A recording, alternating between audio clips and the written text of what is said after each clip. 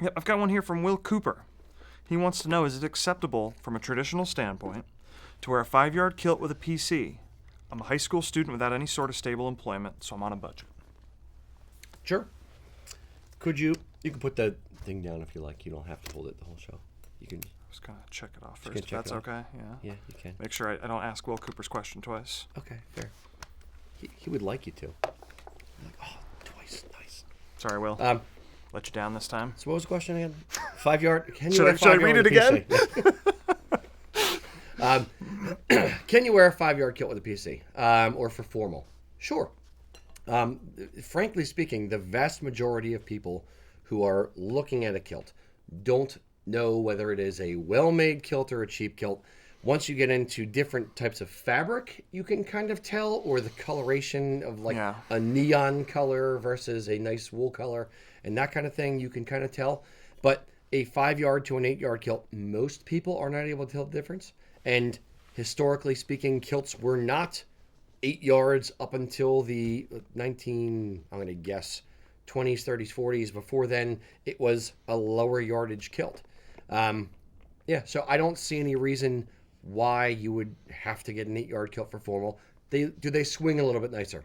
Yes. If you have the money, should you do it? Because you want the nicest thing available. Sure, absolutely.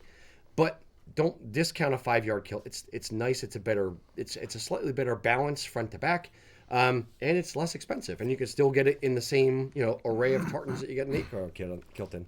Yeah. Yeah, I'd say if you're overly picky about how it's pleated, you have to have an 8-yard kilt.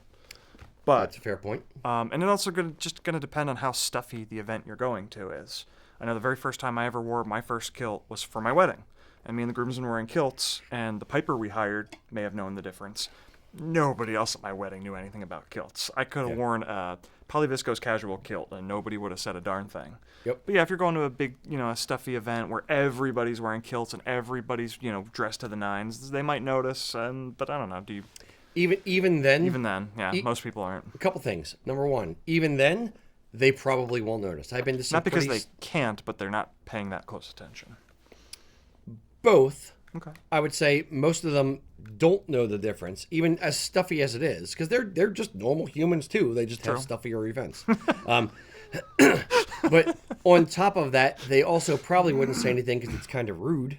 Like, hey, is that only a 5-yard kilt? Oh, you're gross. one of those. Somebody let a pour in here. But yeah, it's not that big of a thing as long as it's a nice looking it's made from good quality cloth. Yeah, I don't see any issue with it. Yeah, I tend to agree. Indeed. I wore a 5-yard kilt at my wedding. Yeah, nice. Made by this guy. I'm the one who ruined him. Got him into it. So, what was your first kilt? Was it an acrylic kilt? Was it a polyviscose kilt? Was it a hand-sewn 8-yard wool kilt? Let us know in the comments. Remember, guys, you have to start somewhere. No one starts out doing this stuff perfect. So, just whatever you do, buy the kilt that you can afford and jump in. The water's fine.